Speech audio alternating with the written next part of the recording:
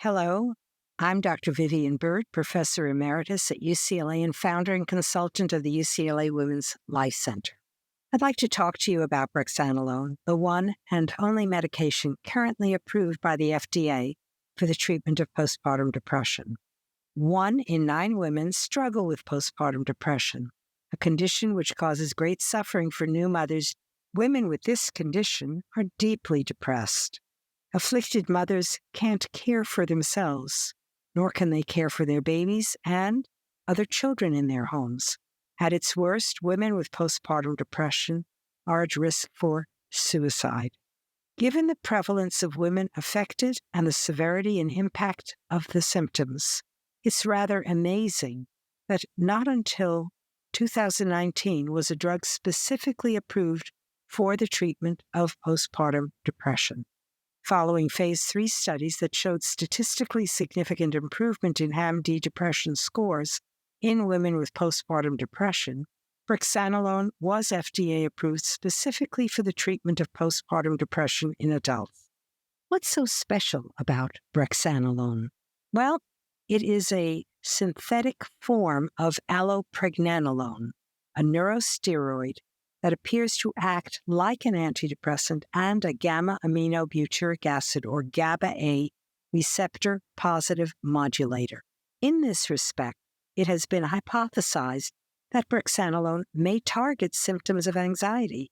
It is unique also in that it works very quickly, in a couple of days.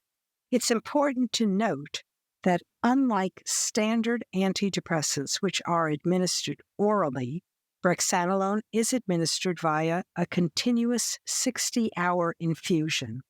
Because postpartum depression is so often accompanied by severe and incapacitating anxiety and pervasive insomnia, a recent study looked at the efficacy of Brexanolone for these targeted symptoms.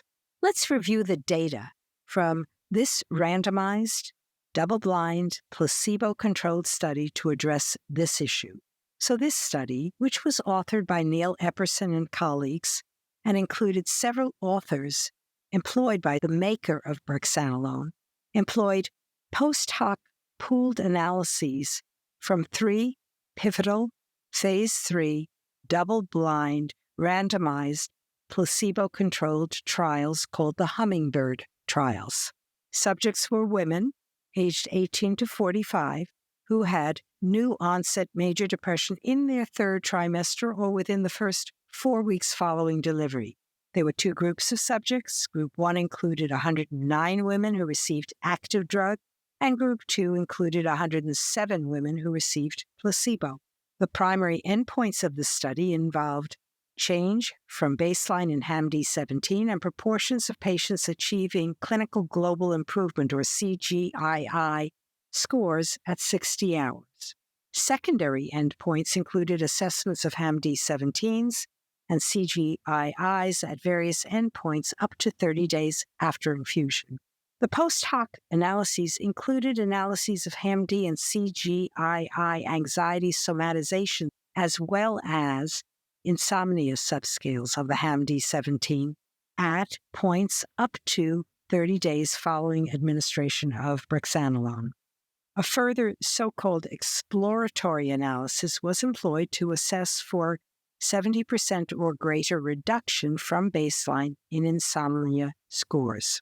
Results showed a significant 81.4% improvement at the 60-hour mark just after infusion was completed in overall HAM-D17s for women in the active treatment arm, as compared to 67.3% for women who received placebo and 88.2% versus 75.7% improvement 30 days after treatment.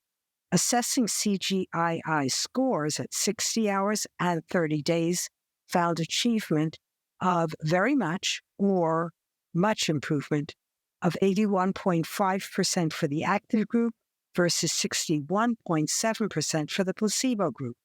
Change from baseline in HAM-D17 anxiety somatization scores were statistically significantly greater for the Brexanolone versus placebo groups at hour 24 of the infusion through day 30.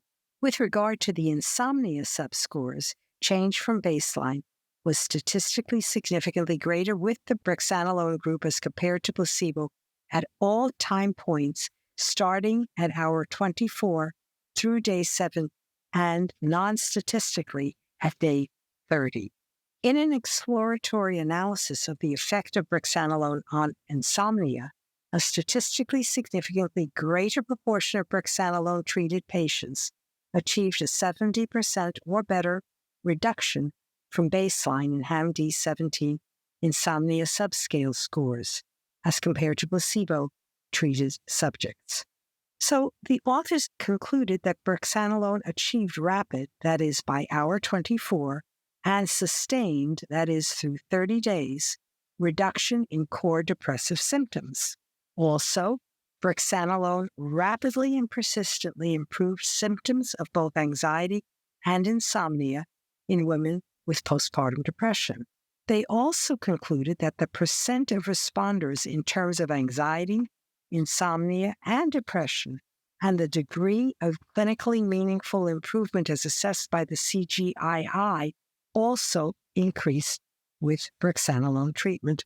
The authors justified their use of anxiety somatization and insomnia subscores of the HAM-D17 scales because, as they said, anxiety and insomnia are so prevalent in women with postpartum depression. Now, there were limitations to this study, and these include the fact that the HAM-D17 anxiety somatization subscale is not validated to diagnose symptoms of anxiety. Furthermore, the study was not powered to assess secondary and exploratory outcomes. Thus, for example, the assessment of greater than or equal to 70% improvement in insomnia. Additionally, the placebo-treated subjects achieved relatively high rates of response, which may have contributed to non-statistic treatment differences. In this study, both drug-treated and placebo-treated subjects were hospitalized and therefore were given close attention and care that may well have contributed to the reported results. So what can we, the readers, conclude from this study? Well, while the data on the efficacy of Brexanolone on anxiety and insomnia are promising, clearly further studies looking at rigorous analyses of these symptoms are needed. Is Brexanolone an exciting and attractive option for women with postpartum depression? Possibly, but there are certainly some caveats that ought to be considered. One disadvantage is that it has to be administered via lengthy infusion, about 60 hours, in a healthcare setting. Because rare but potentially severe side effects have been reported, including sedation and sudden loss of consciousness, this medication must be given under 24-hour supervision, with monitoring by an on-site medical professional as part of a special risk evaluation and mitigation strategy program. Furthermore, women must forego breastfeeding during treatment and for the post-treatment monitoring while in a healthcare setting. Another important downside to Brexanolone is that the cost of the medication is about $34,000 before discounts and insurance. So where are we in targeted treatment of postpartum depression? Well, for the first time, we've got a drug specifically approved for the treatment of this relatively common and often devastating disorder that affects not just new mothers, but their children, their partners, and other family members. Brexanolone is likely a first step in this armamentarium, but it is certainly an important first step. We're now awaiting other milestone treatments for postpartum depression.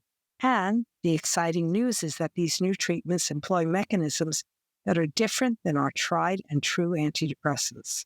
Treatments that are at least comparably efficacious, but seem to be different because they jumpstart responses.